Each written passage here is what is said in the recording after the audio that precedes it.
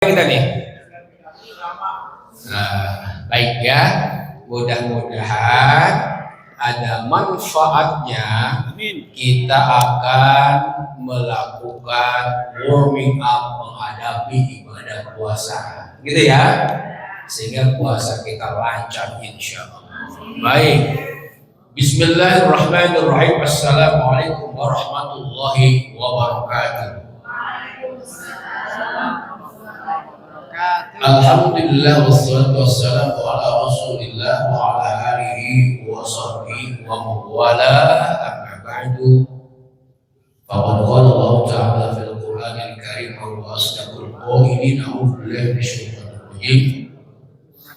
Ya ayyuhalladzina amanu kutiba 'alaikumus shiyam kama kutiba 'alal ladzina min qablikum la'allakum tattaqun. Shadaqallahul azim. Yang sama-sama kita muliakan Bapak Ibu kita Kiai Haji Ruslan, Bapak Ustaz Arif selaku ketua, wakil ketua, Bapak-bapak, para ulama, para kiai yang sangat saya muliakan, pengurus masjid Sarwa yang sangat saya hormati, ibu-ibu, ustazah yang mudah-mudahan semuanya dimuliakan oleh Allah Subhanahu wa Ta'ala. Waktunya singkat, kita lanjutkan. Bapak Ibu, tolong kita lihat slide pertama. Marhaban Ramadan Karim. Marhaban Ramadan Karim. Nah, sekarang kita lihat dulu nih, ibu ya, bapak-bapak. Marhaban kita terjemahkan ke dalam bahasa Indonesia apa tuh? Sebagai welcome. Selamat datang, welcome Ramadan. Selamat datang Ramadan. Marhaban ya. Nah, supaya kita siap benar, ibu-ibu, bapak-bapak menghadapi bulan Ramadan, kita lihat dulu sekarang kata marhaban yang kita artikan selamat datang. Kata marhaban itu berasal dari asal kata rohubah. Apa? Rohubah. Apa maknanya rohubah? Rohubah itu artinya wasi'ah, luas. Apa Bapak Ibu? Luas ya. Kemudian menjadi marhaban. Itu dari rohubah tadi itu, luas. Kemudian menjadi marhaban yang kita artikan selamat datang.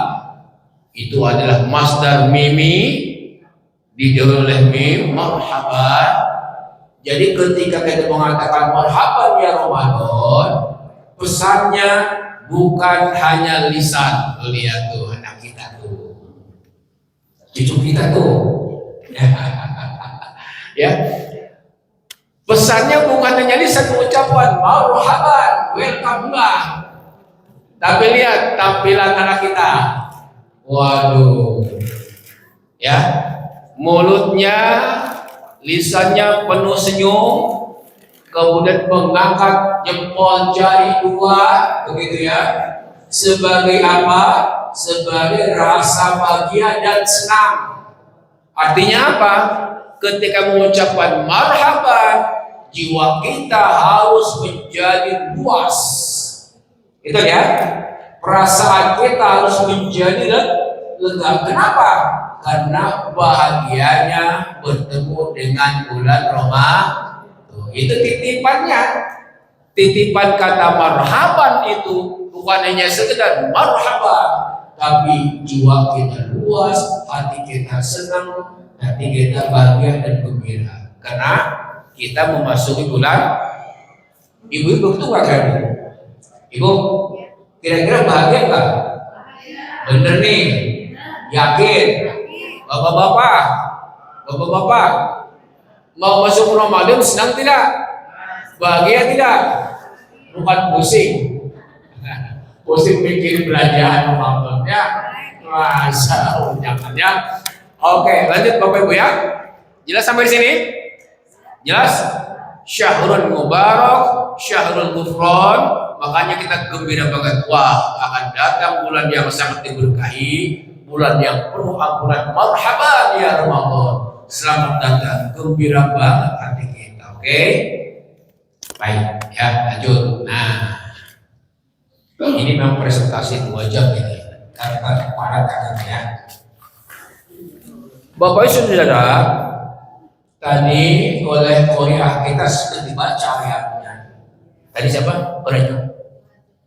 Syahrul Ramadan alladzi unzila fil Qur'an. Lihat. Ini surah ayat 5. Seorang pemuda iman surah kaki. Oleh negara itu ya. Syahrul Ramadan alladzi unzila fil Qur'an. Kita gembira banget tadi. Marhaban ya Ramadan. Kenapa? Karena di bulan itu Al-Qur'an diturunkan. Betul? Betul kan? Oke. Kenapa kita bahagia Al-Qur'an diturunkan? Saya biasa kutip ini nih. Maaf. Kita kutip dari guru kita. Abu Ala Al-Maududi dalam tafsirnya Tafsirul Quran, the words and understanding the Quran. Ini kita kutip. Kenapa kita bahagia dengan bulan Ramadan? Karena salah satunya bulan Ramadan ini kita mendapatkan ayat pertama yaitu Al-Quran. Iqra bismi rabbikal ladzi khalaq. Nah, sekarang kalian ibu-ibu, ini orang-orang Quran semua nih. LPPK ya? LPPK ya? Iya, LPPK kan? Jadi ini kita lanjutkan supaya apa nih? Nyambung dengan konteks kita, kegiatan kita. Kita lihat di sini. Quran itu adalah a great source of guidance to humanity. Hudal linnas. Ya, betul. Hudal linnas. Petunjuk buat manusia. Wal furqan dan kriteria. Kriteria menjadi orang benar. Kayak bapak ibu ini, orang soleh kan ya Bu? Ibu solehah, bapak solehah, betul. Karena mempergunakan Al-Quran sebagai al-furqan, kriteria untuk menilai menimbang segala gerak yang akan dilakukan dalam kehidupan ini. Bisa membedakan yang benar, bisa membedakan yang salah, gitu kan? Nah, kemudian tolong dicatat di bawahnya tuh yang kita highlight dengan warna kuning dan di underline the objectives of benefits. Waduh, Bapak Ibu, jadi Al-Quran itu dari mulai Bismillahirrahmanirrahim sampai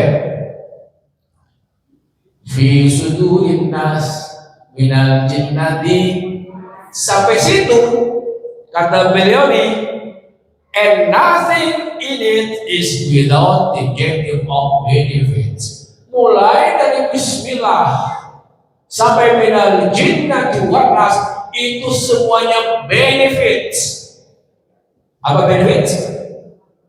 Apa? Ya, semuanya itu buat kebermanfaatan kita, buat kebermanfaatan manusia, buat kebermanfaatan hambanya di muka bumi. Makanya kita gembira banget nih datangnya bulan Ramadan. Marhaban ya Ramadan, Syahrul Quran, bulan Al-Qur'an. Jelas? Jelas apa Bu? Apa yang jelas? Oke, sekarang kita kasih contoh. Kasih contoh mana itu benefitnya Al-Quran. Gitu ya. Kasih contoh satu saja. Ayat pertama yang Allah turunkan surat Al-A'raf ayat 1, Iqra bismi rabbikal ladzi khalaq. Gitu ya. Ibu-ibu, bapak-bapak, mungkin ya, kalau dibaca dengan sederhana, penafsiran sederhana, apalagi terjemahan sederhana, ayat ini tidak kelihatan makna yang sangat hebat dan dahsyat. Tapi kalau kita tadabburkan, kita melakukan refleksi, melakukan penelitian, akan kelihatan dahsyatnya Al-Quran. Ayat pertama saya lihat. Ayat Bapak Ibu. Iqra. Itu kan pertama ya. Al-Quran itu kurang lebih terdiri dari 77.000 kata. Berapa Bapak Ibu? 77.000 atau kurang lebih 78.000 kata. Berapa kata? 78.000 kurang lebih. Nah, tolong dilihat, Bapak Ibu yang cinta Al-Quran, tolong dilihat nih, ya. Di antara 77.000 kata yang Allah kebumikan, pertama itu kata apa? Kata apa? Nah ini bukan aqimus sholat, bukan sholat dulu. Ini kan pencinta Al-Quran nih, betul? Betul ya? Bukan as-sholat dulu, bukan. Sebab kalau as-sholat tidak iqra, sholatnya tidak beres. Betul? Bukan siang dulu, tapi iqra dulu. Karena kalau iqra-nya tidak beres, siangnya tidak beres. Ibu Fetik mengajar apa di WIN? Tuh, Ibu Fetik sebagai pakar teknik informatika nggak akan beres mengajar mahasiswanya kalau tidak mengiqra. Jangan lupa itu. Makanya kemudian Allah Subhanahu wa Ta'ala menurunkan ke muka bumi itu pertama saja kata iqra. Ada guru kita nih, Bapak Ustaz Ruslan. Tanya dulu, iqra itu kata benda apa kata kerja? Fi'il apa sih? Ustaz, hebat tuh, hebat ya. Sekarang fi'ilnya, fi'il apa bentuknya? Amr. Amr itu apa? Ada dulu kita dibeli nih pakai ini. Al aslu fil amri lil wujub, itu kaidah usul fikih. Al aslu fil amri lil wujub.